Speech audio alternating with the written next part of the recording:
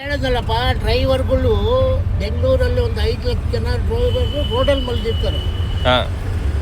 ಹುಡುಕಾನು ಮನೆಗೆ ಹೋಯ್ತಾನೆ, IR officer ಮನೆಗೆ ಹೋಯ್ತಾನೆ, all round ಕೂಲಿ ಮಾಡೋನು ಕೂಡ ಮನೆಗೆ ಹೋಗಿ ಮಲ್ಕೊತಾನೆ. ಮನೆಗೆ ಹೋಗ್ತಾ ಇರೋನು ಡ್ರೈವರ್ ಒಬ್ಬನೇ. ಸರಿಯಾಗಿ ಟೈಮ್ ಸರಿಗೆ ಮನೆಗೆ ಹೋಗಲ್ಲ, ಟೈಮ್ ಸರಿಗೆ ಊಟ ಮಾಡೋಲ್ಲ. ಇನ್ನೊಂದೇನು ಅಂದರೆ ಅವ್ರಿಗೆ ಹೇಳ್ತಾರೆ, ಇವಾಗ ಯಾವುದೋ ಒಂದು ಕಾರ್ ಓಡಿಸ್ತಾ ಇರ್ತೀನಿ, ಏನು ಹೆಂಡತಿ ಮಕ್ಳಿಗೆ ಹೇಳ್ಬಿಟ್ಟು ರೆಡಿ ಆಗಿರ್ರಿ, ನಾನು ಬಂದ್ಬಿಡ್ತೀನಿ 2 ಗಂಟೆ ಕರೆಕ್ಟಾಗಿ ಬರ್ತೀನಿ ಅಂತ ಹೇಳ್ತಾನೆ. ಅಲ್ಲಿ ಹೋದ ತಕ್ಷಣ ಓನರು ಊರಿಂದ ನೆಂಟರು ಬಂದವರು ಏರ್ಪೋರ್ಟ್ಗೆ ಹೋಗ್ಬೇಕಂತೆ, ಅವ್ರು ಏರ್ಪೋರ್ಟ್ ಬಿಟ್ಟು ಬಂದ್ಬಿಡು. ಮನೆಯಾಗಿರೋ ಹೆಂಗ್ಸ್ರೇನು ಮಾಡ್ತಾರೆ, ನಮ್ಮ ಅಪ್ಪ ಬಂದಿಲ್ಲ ಅಂತ ಮಕ್ಕಳು, ನನ್ನ ಗಂಡ ಬಂದಿಲ್ಲ ಅಂತ ಅವ್ರು ರೆಡಿಯಾಗಿ ಮುಂಡೆ ಹಾಕ್ಬಿಟ್ಟು ನಿದ್ದೆ ಹೋಗ್ತಾ ಇರ್ತಾರೆ. ನಾವು ಅಲ್ಲ ಆಡ್ಸ್ಕೊಂಡು ಬೇಜಾರು ಹೋಗ್ತಾ ಇರ್ತೀವಿ. ಟೆನ್ಷನ್ಗೆ ಹೋಗಿಲ್ಲ ಅಂತ ಬೇಜಾರ್ತಾನೆ ಮನೆಯಾಗ ಯಾರಿಗೇ ಆಗಿರಲಿ. ಅಲ್ಲ ಅಲ್ಲಿ ತಿರುಕ್ಕೆ 2 ಟೈಮ್ಗೆ ಯಾವತ್ತೂ ಬರೋಲ್ಲ, ನೀವು ಟೈನ್ಸರಿಗೆ ಊಟ ಮಾಡಲ್ಲ, ಇದೇನು ಇದು ಕಷ್ಟ ನಮಗೆ. ಅಲ್ಲಿ ಊರಾಗಿದ್ರೆ ಹೆಂಗಾಗಿ ಚಿದ್ದಿದ್ದು ತಂದು ಬೆಂಗಳೂರಿಗೆ ಹಾಕ್ಬಿಟ್ಟು ನಮ್ಮನ್ನ ಹಾಳು ಮಾಡಿಬಿಟ್ವಿ ಅಂತ ತಾನೆ. ನಿಮ್ಮ ಹೆಸರು? ನಮ್ಮ ಹೆಸರು HV ರವಿಚಂದ್ರ ಆಚಾರ್ಯ. ಪ್ರಾಪರು ಎಲ್ಲ ಎಲ್ಲಿ ಬೆಂಗಳೂರೇನಾ? ಇಲ್ಲ, ನಮ್ಮದು ದೊಡ್ಡಬಳ್ಳಾಪುರ. ಎಷ್ಟು ವರ್ಷ ಆಯ್ತು ನೀವು ಡ್ರೈವಿಂಗ್ ಫೀಲ್ಡಿಗೆ ಬಂದಿದ್ದು? ನಾನು 84 ಬಂದವನು. 2 ರೂಪಾಯಿ ಮಿನಿಮಮ್ ಆಟೋದಲ್ಲಿ. ಆಮೇಲೆ ಆಟೋ ಓಡಿಸ್ತೆ, ಆಮೇಲೆ ಲಾರಿ ಓಡಿಸ್ತೆ, ಆಮೇಲೆ ಬಸ್ ಓಡಿಸ್ತೆ, ನೈಟ್ ಜರ್ನಿ ಬಸ್ಸು, ಎಮ್ಗಡ್ಡಿ, ಬಾಗಲಕೋಟೆ ಎಲ್ಲ ಓಡಿಸ್ತು. ಆಮೇಲೆ ನಮ್ಮ ಯಜಮಾನರು ದೊಡ್ಡಬಳ್ಳಾಪುರ ಬ್ಯಾಂಗ್ಳೂರು ರೂಟ್ ಗಾಡಿ ಮಾಡ್ತಾಯಿದ್ವಿ ಅವಾಗ, ಮೆಟೋಡರ್ಗಳು. ಆಮೇಲೆ ಸ್ವರಾಜ್ ಬಸ್ದಾಗ ಬಂದು ಅವೆಲ್ಲ ಮಾಡಿ ಇಪ್ಪುರದಲ್ಲಿ ನಮ್ಮ ಯಜಮಾನರು ಬಂದು ಮುಂಡಡ್ಡಿಪಾಳ್ಯ ಆ ಪೆಟ್ರೋಲ್ ಬಂಕ್ ಮಾಡಿದ್ರೆ ಗೊತ್ತು ಹೊಸದಾಗಿ, ಮುಂಡಡ್ಡಿಪಾಳ್ಯ ಪಕ್ಕದಲ್ಲಿ, ಅಲ್ಲಿ ಯುನೈಟೆಡ್ ಟ್ರಾವೆಲ್ಸ್ ಅಂತ, ಅವ್ರ ಹತ್ರ 15 ವರ್ಷ ಡ್ಯೂಟಿ ಮಾಡಿದೆ ಇಪ್ಪುರದಲ್ಲಿ. ಆಮೇಲೆ ಒಂದು ಫ್ರೆಂಡು CJ ಕಾರ್ ಓಡಿಸ್ದೆ 2 ವರ್ಷ. ಅದು ಬಿಟ್ಟು ತಿರ್ಗಾ ನಂದು ಹಳೆ ಕೆಲಸಕ್ಕೆ ಆಟೋಗೆ ಬಂದು. ಎಷ್ಟೇಜ್ ಅಂಕಲ್ ಈಗ? ನನಗೆ ಈ ಜನವರಿಯಿಂದ 65 ಸ್ಟಾರ್ಟ್. ಓ, ರಿಟೈರ್ಮೆಂಟೇ ಇಲ್ಲ ನಿಮಗೆ? ಏನು ರಿಟೈರ್ಡ್ ಬೇಕು ನೋಡಿಬಿಟ್ಟ ಡ್ರೈವರ್ಗೆ. ಈ ಶಕ್ತಿ ಇಲ್ಲಿ ಬಲ ಶಕ್ತಿ ಇರೋವರೆಗೂ ಅಲ್ಲಲ್ಲ, ಇಲ್ಲಿ ಬಲ ಕಣ್ಣೊಂದು ಕೊಟ್ಟು ಆಯ್ಸೊಂದು ಕೊಟ್ಟರೆ ಸಹಾಯ ಗಂಟ 2 ರೌಂಡ್ ಹಾಕೊಂಬಂದ್ರೆ 200 ರೂಪಾಯಿ ತರ್ತೀನಿ. ರಿಟೈರ್ಮೆಂಟೇ ಇಲ್ಲ? ರಿಟೈರ್ಮೆಂಟ್ ಇಲ್ಲ ಇದಕ್ಕೆ, ಡ್ರೈವರ್ಗೆ ರಿಟೈರ್ಮೆಂಟ್ ಇಲ್ಲ. ಗುಂಡಿ ಹೋಗೋವರೆಗೂ ಇಲ್ಲ. ನಿನಗೆ ಮಕ್ಕಳು ಸೊಸೆ ಯಾರೂ ನೀನು ಸಾಕಿಲ್ಲ ಅಂದ್ರೂ ನಿನ್ನ ಗಾಡಿ ಇಟ್ಕೊಂಡು ಸುಮ್ಮನೆ ಮಾರ್ಕೆಟ್ ಒಂದು ರೋಡ್ ಬಂದರೆ ದೊಡ್ಡ ನಿನ್ಗೆ ಅನ್ನಕ್ಕೆ ಹಾಕಿದೆ. ಇನ್ನೊಂದು ರೋಡ್ ಹಾಕಿದ್ರೆ ನೀನು ಎತ್ತಿ ಗೊತ್ತನ್ನ ಅನ್ನ ತೊಗೊಂಡು ಕೊಡ್ಬೋದು. ಸೊ ಹಿಂಗೆಲ್ಲ ಆಗ್ತಿದ್ರು 2 ರೋಡ್ ಹಾಕ್ಬೋದೇನೋ. ಡ್ರೈವರು ಇದ್ದಷ್ಟು ಸೂಪರ್ ಯಾರು ನನ್ನ ಮಗನೂ ಇಲ್ಲ. ಇವಾಗ 200 ರೂಪಾಯಿ ಸಂಪಾದನೆ ಮಾಡಿದ್ರೆ ಚಿತ್ರಾನ್ನ ತಿಂತೀವಿ, 400 ರೂಪಾಯಿ ಮಾಡಿದ್ರೆ ಕುಷ್ಕ ತಿಂತೀವಿ, 800 ರೂಪಾಯಿ ಮಾಡಿದ್ರೆ ಬಿರಿಯಾನಿ ತಿಂತೀವಿ. ಇನ್ನೂ 200 ರೂಪಾಯಿ ಸಂಪಾದನೆ ಮಾಡಿದ್ರೆ ಸಾಯಂಕಾಲ ಮನೆಗೆ ಹೋಗೋವಾಗ ಮಕ್ಕಳಿಗೆ ಸ್ವಲ್ಪ ಹಣ್ಣು ಹೂವು ತೊಗೊಂಡೋಗಿ ಮನೆಗೆ ಹೋಗ್ತೀವಿ. ಇವನ ಥರ ಮಜಾ ಮಾಡೋನು ಇಲ್ಲ, ಈ ನನ್ನ ಮಕ್ಳ ಹತ್ರ ಕೆಟ್ಟ ನನ್ನ ಮಕ್ಕಳು ಇಲ್ಲ. ಯಾಕೆಂದರೆ ಇಡೀ ಬ್ಯಾಂಗ್ಳೂರಲ್ಲಿ ಸೂಳೆ ಮನೆಯಿಂದ ಇಟ್ಕೊಂಡು IR ಆಫೀಸರ್ ಮನೆಯಿಂದ ಇಟ್ಕೊಂಡು ಮಿನಿಸ್ಟ್ರ್ ಮನೆಯಿಂದ ಇಟ್ಕೊಂಡು ಎಲ್ಲರ ಅಡ್ರೆಸ್ಸು ಡ್ರೈವರ್ಗೆ ಒಬ್ಬನಿಗೆ ಗೊತ್ತು. ಹೌದು, ಅದು ನಿಜ. ಬೇರೆ ಯಾವನಿಗೂ ಗೊತ್ತಿಲ್ಲ. ಯಾಕಂದರೆ ಇವ್ನ ಬಾಯಿನಲ್ಲಿ ಬರೋ ಮಾತು ಅಷ್ಟೇ ಕೆಟ್ಟದಾಗಿರುತ್ತೆ, ಅಷ್ಟೇ ಒಳ್ಳೆಯದಾಗಿರುತ್ತೆ. ಯಾರೋ ಇವಾಗ ಯಾವುದೋ ಒಂದು ಹೆಣ್ಮಗು ಹೋಗ್ತಾ ಇರ್ತಾರೆ, ಯಾರೇ ಆಗಲಿ ಒಂದು ಹೆಣ್ಮಗು ಅನ್ನೋಕ್ಕೆ ಇಲ್ಲ. ಯಾವನ ಒಬ್ಬ ಕೇಳ್ತಾನೆ, ಹೆಣ್ಮಕ್ಳಾಗ ಗಾಡಿ ನಿಲ್ಲಿಸ್ಬಿಟ್ರು ಅಂತ, ಅವ್ರಿಗೆ ಕೆಟ್ಟೋಳು ಅಂತ ನಮಗೆ ಗೊತ್ತಾಗ ಇಲ್ಲ, ಗೊತ್ತೇನ್ರಿ? ಅದನ್ನು ನೋಡು, ಏನೋ ಒಂದು ಹೆಣ್ಮಗನ್ನು ಕರ್ಕೊಂಡು ಹೋಗಿ ಬಡವಾಳದಾಗ ಕಷ್ಟಪಟ್ಟು ಬಿಡ್ತೀವಿ. ಆ ಬಿಟ್ಟಾಗ ನಾವೇನು ಮಾಡ್ತೀವಿ, ಕೆಲವು ಜನ ಏನು ಮಾಡ್ತಾರೆ, ಆ ಮಗುನಲ್ಲಿ ಬಿಟ್ಟಾದ್ಮೇಲೆ ಈ ಮಗು ಎಲ್ಲೋಗುತ್ತೆ ಅಂತ ನೀನು ಗಾಡಿಯಲ್ಲಿ ನೋಡ್ತಾರೆ, ಮನೆಗೆ ಹೋಗ್ತಾಳ, ಬಸ್ ಇರ್ತಾಳ, ಎಲ್ಲೋದು. ಅದ್ರಲ್ಲಿ ನನ್ನಂತಾನೇನು ಅಂತಾನೆ, ಓಹೋ ನೋಡಿದ ಹುಡುಗಿನೇ ನೋಡ್ತಾವನೆ ಅಂತ ಬೋಳಿ ಮಕ್ಕಳು ಮಾತಾಡೋದು. ಯಾಕೆಂದರೆ ಈ ರಥದ ಮೇಲೆ ಕುತ್ಕೊಂಡಾಗೆ ನಾವು ಇದನ್ನು ಪ್ರೀತಿ ಮಾಡಬೇಕು, ಇದನ್ನು ಅಭಿಮಾನ ಮಾಡಬೇಕು. ಅಭಿಮಾನ ಮಾಡಿದಾಗ ನೀನು ಎಲ್ಲನೂ ಹೋಗೋ ಅನ್ಸ್ಕೊಂಬತ್ತೀಯ. ಇದನ್ನು ಮೇಲೆ ಪ್ರೀತಿ ಇಲ್ವೋ ಅವನು ಎಲ್ಲಿದ್ದು ಕೆಟ್ಟು ಚೆನ್ನಾಗಿ ಇದನ್ನು ನಂಬಬೇಕು. ನೋಡು, ನಿನ್ನ ಗಾಡಿಯಲ್ಲಿ ಕೂತಿದ್ದಾಗೆ ಯಾರೇ ಹೆಣ್ಮಕ್ಳಾಗಿ ನಿನ್ನ ಗಾಡಿ ಕೂತಾಗೆ ನನ್ನ ಅಕ್ಕ ತಂಗಿದ್ದು ಅಂತ ಅದೇ ನಮ್ಮ ಫ್ಯಾಮಿಲಿ ಥರ ನೋಡೋಕೆ ಅಷ್ಟೇನೆ, ಅವ್ನು ತಗೊಂಡೋಗಿ ಬಿಡಬೇಕು. ಹೌದು, ಏನಪ್ಪ ಒಳ್ಳೆ ಫಿಗರು ಹಿಂಗೆ ಅಂತ ಅನ್ಕೊಂಬಾರ್ದು. ಅನ್ಕೊಂಬಾರ್ದು. ಏನು ಗೊತ್ತಾ, ಒಂದು ಹೆಣ್ಮಗು ಓದ್ತಿದ್ರು ವರ್ಣನೆ ಮಾಡು, ಏನಂತ, ಹುಡುಗಿ ಎಲ್ಲ ಚೆನ್ನಾಗಿದೆ, ಯಾಕೆ ಹುಡುಗಿ ಕಾಲು ಚೆನ್ನಾಗಿದೆ, ಏನು ಗೊತ್ತಾ ವರ್ಣನೆ ಮಾಡು. ಆ ಹುಡುಗಿ ನನಗೆ ಬೇಕು ಅಂತ ಮನ್ಸಲ್ಲಿ ಅನ್ಕೊಂಬೇಡ, ಹೌದು, ಭಾಳ ಕೆಟ್ಟದ್ದು. ಖುಷಿ ಕೊಡೋಕೆ ಅಷ್ಟೇನೆ. ಬೇಕಾ ಡೈರೆಕ್ಟಾಗಿ ಮಾಡ್ಬಿಡು, ಅದೊಂಥರ ನನಗೆ ಬೇಕು ಅಂತ ಈಗ ಮನ್ಸಲ್ಲಿ ಅನ್ಸ್ಕೊಂಬಾರ್ದು. ಅದು ಭಾಳ ಮೋಸ. ಯಾವತ್ತೂ ಡ್ರೈವರ್ ಅಂತ ಸುಖ ಬೀಳೋನು, ಡ್ರೈವರ್ ಅಂತ ಸೇವೆ ಮಾಡೋನು ಯಾರೂ ಇಲ್ಲ. ಇವಾಗ ಆಂಬ್ಯುಲೆನ್ಸಿಂದ ಇಟ್ಕೊಂಡ್ಲಿ, ಒಬ್ಬ ಓನರ್ನಿಂದ ಇಟ್ಕೊಂಡು ಇವಾಗ ಕಂಪ್ನಿಗೆ ತೊಗೊಂಡೋಗಿ ಬಿಡೋಲ್ಲ ಡ್ರೈವರ್ಗಳು ತಾನೆ. ಒಂದು ಎಲ್ಲೊಂದೂ ಸಾಮಾನು ಸಾಗಿಸ್ಕೊಂಬರೋನು ಡ್ರೈವರು. ಮತ್ತೆ ಇವಾಗಿನ ಬಾಡಿಗೆ ಯಾವ ಥರ ಇದೆ ನಿಮಗೆ?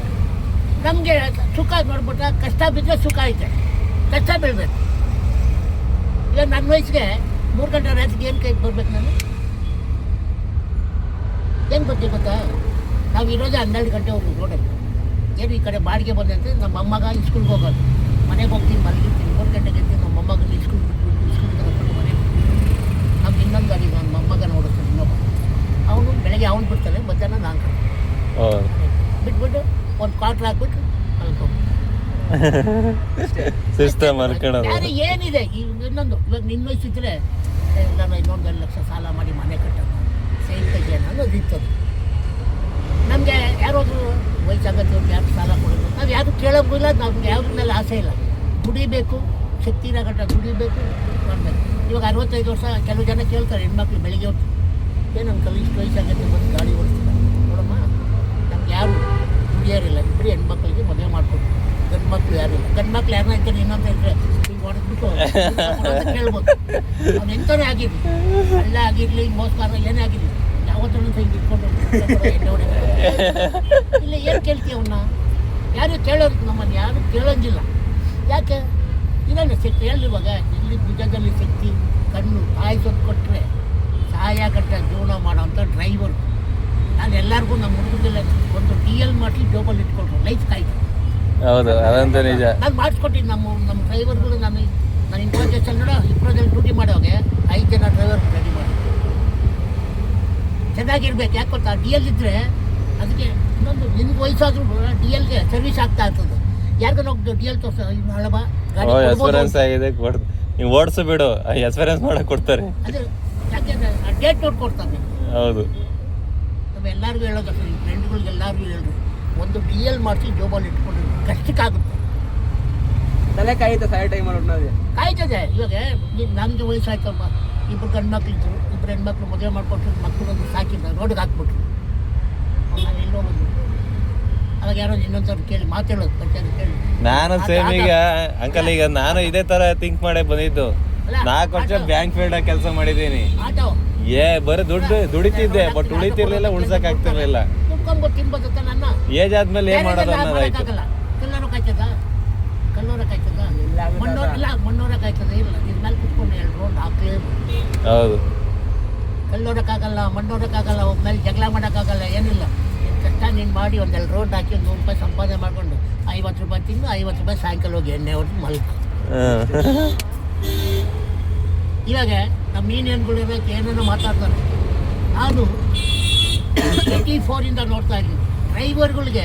ಈನಿಂದ ಬರೇ ಅವ್ರಿಗೇನು ಫೋನ್ ನೋಡಬೇಕು, ಆ ಫೋನ್ ನೋಡೋಕ್ಕೋಸ್ಕರ ಮೊಬೈಲ್ ಇಟ್ಕೊತಾರೆ. ಯಾವುದನ್ನು 10 ಪೈಸದ ಏನೋ ಸಕ್ಸಸ್ ಮಾಡಿದ್ದಾರೆ ಅಂದರೆ ಈ ನಾಲ್ಗೆ ಕೂಸ್ಕೊಂಡು ಮೆಜೆಸ್ಟಿಕಲ್ಲ ಕಾಲು ಕೆಳಗೆ ಮುಟ್ಬಿಡ್ತೀವಿ.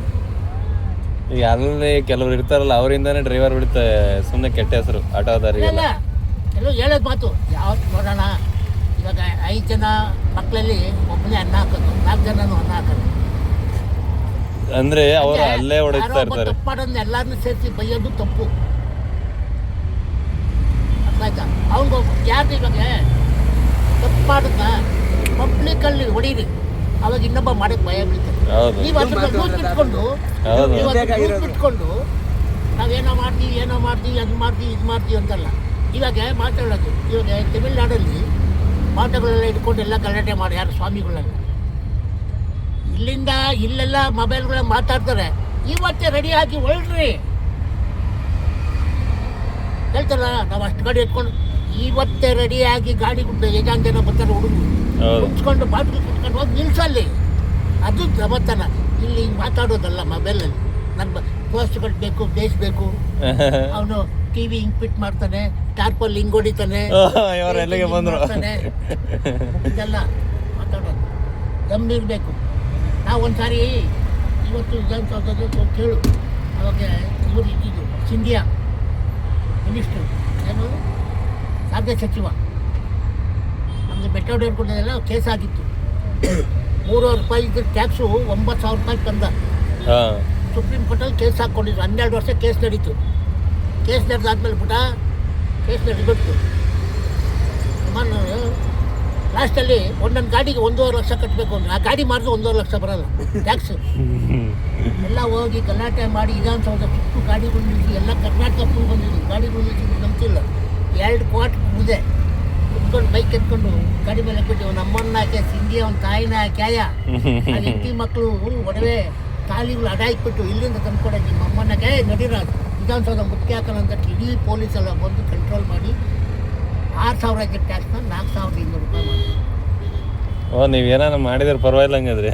ಇಲ್ಲ ನಮಗೆ ಇನ್ನೊಂದೇನು ಗೊತ್ತಾ, ಮಾತಾಡೋಕೆ ಬಿಡಬೇಕು. ನಾನು ಹೇಳ್ತಿದ್ದಲ್ಲ ರಾಜಕೀಯದವನು ಬೈಕ ಮಾಡೋದು, ರಾಜಕೀಯದವನು ಒಂದು ಸಾಟ ಕೇಳಬೇಕು. ಹೌದು ಅದೇನು ಬೈಕನದೇನಿದೆ, ನಾನು ಸಾಟ ಕೇಳ್ಬೇಕು. ನಾನು ಮಾತಾಡೋಕೆ ನಿಂತ್ಕೊಂಡ್ರೆ ಅದಕ್ಕೆ ಏನಾದ್ರು ಜವಾಬ್ ಕೊಟ್ಬಿಟ್ರೆ ಈ ನೆಲಗೆ ಕುಚ್ಕೊತೇನೆ ವಿಧಾನಸೌಧ ಮುಂದೆ.